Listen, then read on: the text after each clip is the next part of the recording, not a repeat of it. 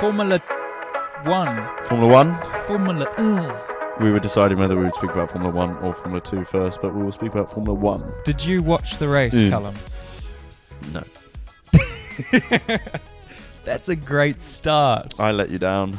We're meant to be Formula 1 pundits, and here you are not even watching the race. I'm so disappointed. Is this recording? But the good news is, yes, Check. it's recording. I've always been... Bloody dogs. Too loud. But...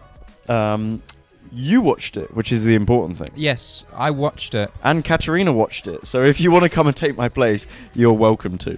Well, I watched it in the airport yesterday because I missed my flight. And I was in the airport for like 5 hours. So you must be the most relaxed man to miss a flight. I bet you just walk in there and be like, oh. I was just cruising, Oops. mate. I was actually kind of happy about it because I like had time to just do what I want to do. I watched like an hour's worth of onboards and of F1, and I watched the race. I watched a bit of F2. That was absolute carnage. We're going to speak about that later. More carnage than our IndyCar race. Honestly, not far off. All right, I'll take that. Like- Bahrain round 1, boom. Yeah. So the F1, should we start with quali? Quali. Well, the whole vibe in the Ganassi truck when we were watching free practice was Alonso, right? So Yes. Alonso was looking like he was the man. Was he P5 or P6? Yeah, but he was P1 in the last FP, I'm pretty sure. Yes, FP2 and FP3. I did see those. So we were all excited. We're like, yeah, Alonso's going to be on pole. This is looking great. All of this and that. And then we get to quali, and our quali was on at the exact same time as F1 quali. Something like that, So yeah. we didn't get to watch it. We all came back in, looked at the results, and we were all so disappointed. It was kind of back to normal, wasn't it? Anticlimactic, really. Yeah. Come on, Alonso. Yeah, but you know that they optimized it for the race. Yeah. You know they optimized it for the race because it's pretty much what you have to use the same car. Aero adjusting. Right, yeah, that's right. So yeah, you have to true. use the same car as you use in qualifying for the race. So plus or in minus. F2 and IndyCar, we can like completely recreate the car from quali to race if we want to. But in F1, they have parc fermé rules, so it's like your quali car is your race car. So you have to be clever. You can adjust front wing. You've obviously got to adjust the fuel loads, and then there's some like safety parameters of some other things. Maybe ride heights. I don't know. Oh no, so. they'll have to compensate. Yeah, surely. so they're allowed a couple of things, but that doesn't change much. So quali, did you watch anything from quali? Onboards, nothing. I'm trying to think. I've got to have seen something. I made a couple of notes because I found quali is my favorite part of the weekend, no matter what championship. The biggest difference between teammates, if I remember well, was Piastri and Lando. Was it like 7? Something like that. I had a quick look at their onboards, and That's one camera gone. what was I saying? Oh yeah, so the biggest difference between teammates was Piastri and Norris. Yeah, I had a quick look at their onboards, and dude, that McLaren looks terrible.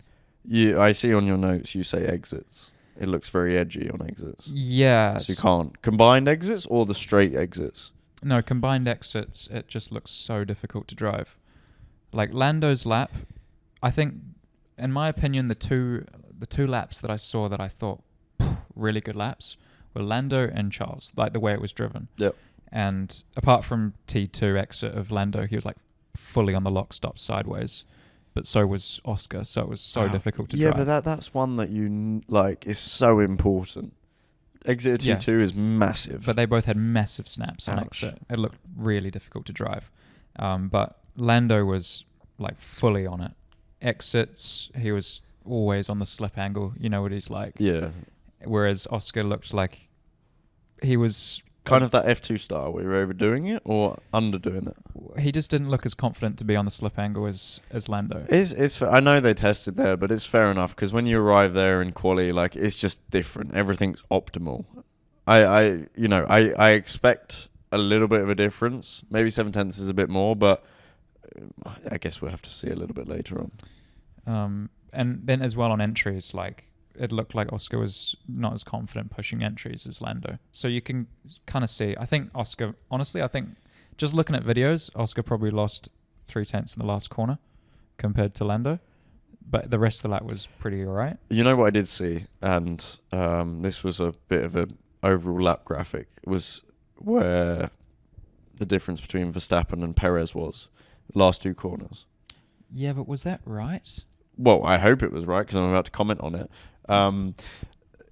He just took a little bit too much in the braking in the last corner, lost it all on the exit. Otherwise, was like that was. I think I saw the same thing as you. I thought that was really weird. I sort of looked a bit. Yeah, but it's a summarization, shall we say, of the microsectors. So it's not going to be accurate, but you get an idea of it because he gained a lot like later on in the straight, but you know that would have been the exit. Yeah. The car that looks really odd to me is the Merc. Well, yeah, but so if normally when I've seen them when I was there in 2021, and this was the older car, but they had the change in the floor, they looked really edgy on the entries, the combined entries just breaking away, and then they went there with the new car, and it was kind of the same thing, but in a slightly different way. What do you see now? Well, it looks like as soon as they get on throttle, it's like so stable. It just like squats and goes, but on entries they can't push. Like they're either locking fronts or just like completely losing the rear. It's like one or the other. So, like, I mean, again, obviously there's a lot more to it than this, but when you change the weight distribution, for example, and you go a bit further forward, you can do like, I may have got this the wrong way around, but I hope I'm right, that you can do a lot in a straight line, and then as soon as you go and turn and you do anything combined, you lock. And this was like one of the differences maybe between Red Bull and like the AlphaTauri back in the day, that they were saying that the AlphaTauri was really good for enticing you to be straight line braking and then do a lot later on. And then when you jump into the Red Bull, as you go up through the progression, Max would take the piss on you because he could just combine the thing and have the confidence to do it. Yeah. Maybe it's one of those things where it's changed compared to last year again because of the way they've had to build it. And that kind of thing is added to it. But it was also like in the old car, like 2020, and like as soon as they're on the throttle, the thing just is so stable, but it looks so unpredictable on entries. Yeah, actually, no. Like Lewis's onboard and quali looked... It wouldn't be weight distribution then, because if it was to the rear, then you'd get the mega traction. So if you watched the race, you also would have seen him locking fronts like... Every time into turn 10? Or every single time you see him into turn 10. Is it turn 9 or 10? 10, yeah. 9 and 10, yes. And also Russell was making his own lines as well. He basically just like missed the corner one lap and just like went around. All the way around. Yeah. So it was so difficult. A few guys in F2 did that as well. Well, but just Arthur Leclerc. I did that in 2020 when I went straight into Jehan. I remember seeing that. That was so funny. That will be one of my highlights. I've got the nose box in my room. I'm just chucking tape. And you decided to take out Jehan as opposed to Mick Schumacher, who you were fighting for the championship with. Well, okay. That will confuse me for the rest of my life. Can I just add on to this that, of course, when you... Like, we both locked up, me and Mick, under the braking, right? Because we were trying to avoid the one who was braking early, which I think was Jehan. And then... the first instinct is to avoid the first person, right? And so I chose the inside line because Mick chose the outside. And then I had nowhere to go. Let's just think about this. If it was the other way around, yes, and Mick was behind you in the championship, he would have aimed at you. As would I would have aimed at you. Yeah, but say he was a car in front. It would have been him who I hit anyway. Well, I was sitting right behind you when this happened. We've gone off topic here, but... We have to anyway. We've gone off topic, but... So, I was sitting right behind you. Yes. Nobody braked early, pal. You just braked late. No, and Mick. I was following Mick. I saw it happen in slow motion. I was like, uh-oh. And then you just, like, decide to hit Jehan. I was like, oh. That was 10 points I lost. Fucking idiot. Yeah. How about Alonso, huh? Have you ever seen someone so happy in your life? Well, especially him. I mean, I to be fair, I mean, his journey back from... Well, where would it have been? Where did he come back from? It was Ferrari, right? 2014. Yeah, McLaren, and then... Then McLaren. Then Renault, I think. Then Renault. And then... Where is he now? Aston Martin. That's the one, yeah. That took a while. We do know what we're talking about. I'm sorry, people. We He's just in had the a green car.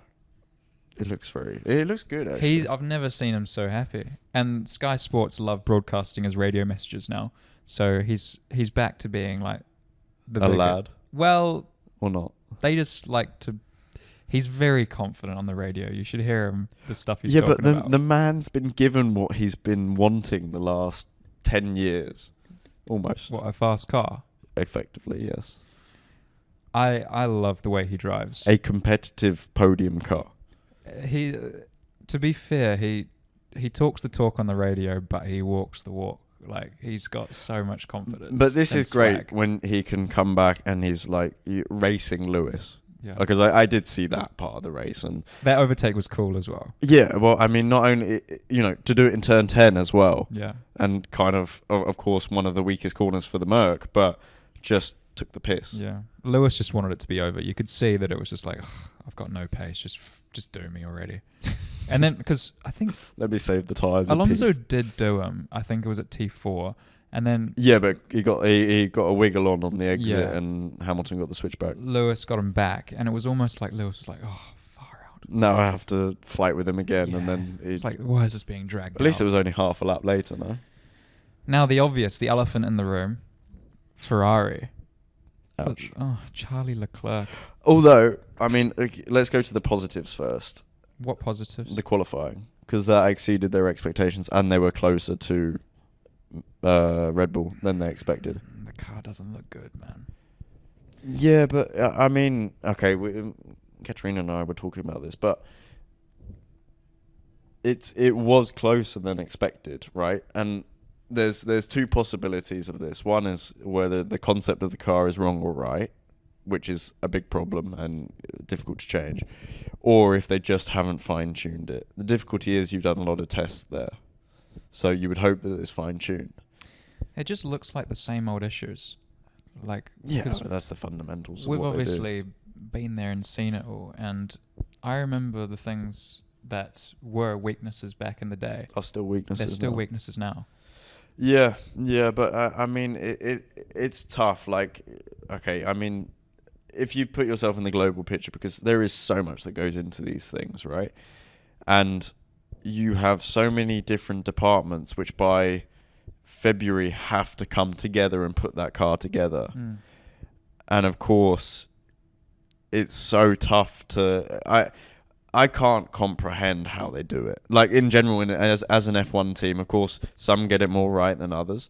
But when you go from, like, the guys who are designing everything on the suspension to the guys who are designing the rear of the car with the gearbox that has to incorporate the way the engine is designed and the way that comes off of it, and to incorporate then the downforce and the diffuser and the fact that the aero guys are having to get all of that and then come... sorry, technical difficulties again. But yeah, trying to incorporate all of that, aeromechanical, engine, all of this, and come together and get it right, it is so tough, which is why I can understand if you have like a history of doing things, of course, you then at some point have to make a change and decide we need to do it differently. But then the risk is so high if it doesn't go right. And especially with the budget caps now. I know. It's worrying though, isn't it? It's like, is it ever going to get better at this point? It's hard being a Ferrari fan. I can't say yes or no. Yeah. Who won? I don't know. I mean, supposedly they were so far in the distance that they were asked to slow down. Was it the Red Bull guy? What's his name? I don't know. Were Red Bull even in that race? I think so. Are you sure? At the end I saw something along the lines of it, yeah. Shit. Was that on the podium? Yeah, it must have been. Yeah. Yeah, fabulous drive, Max Verstappen.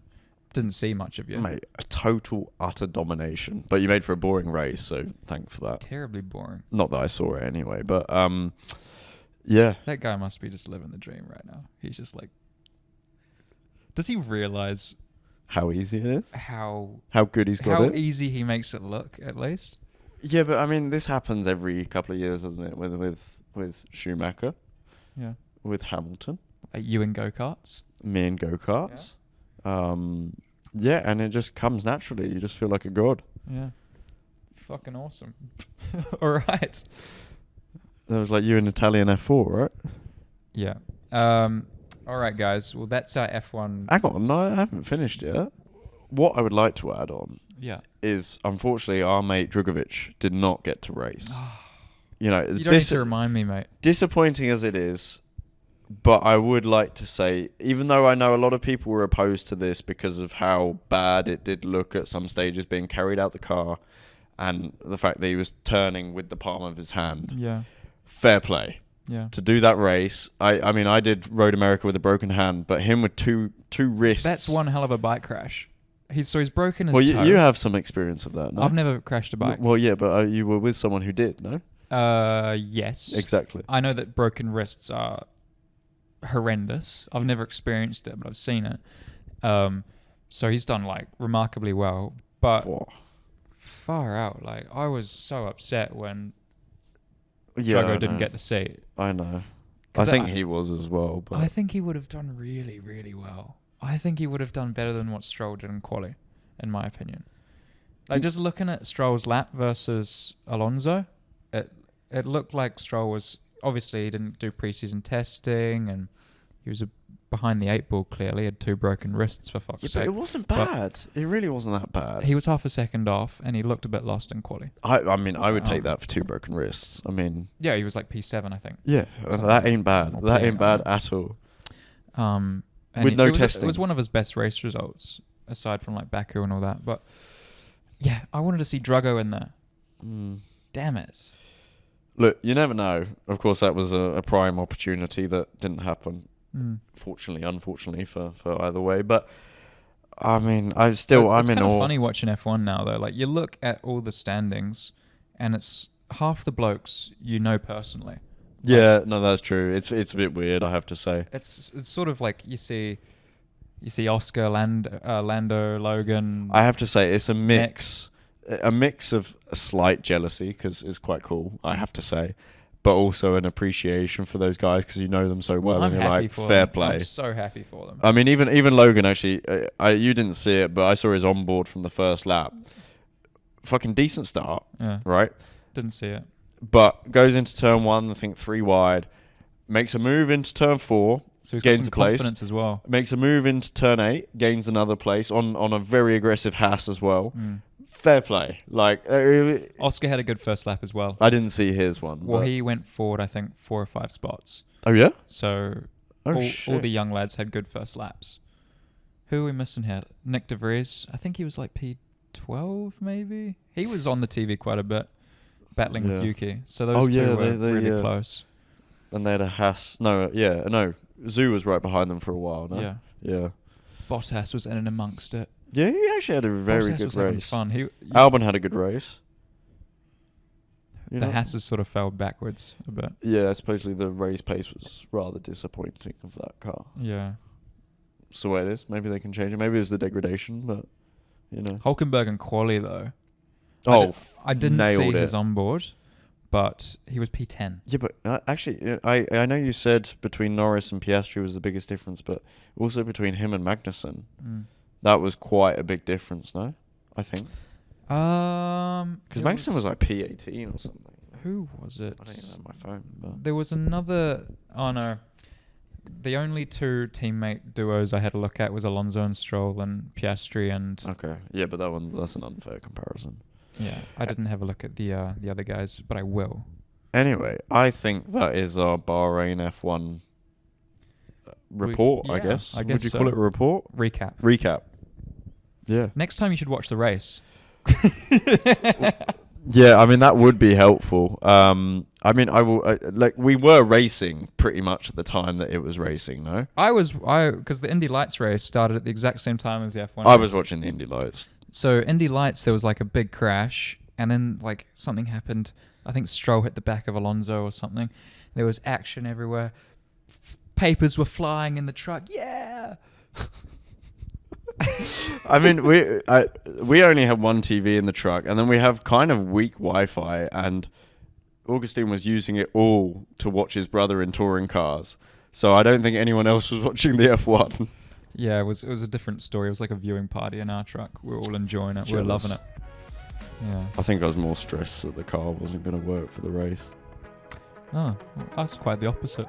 Yeah, I bet. Anyway, I hope you, ladies and gentlemen, enjoyed that. See you next time. Ciao, ciao.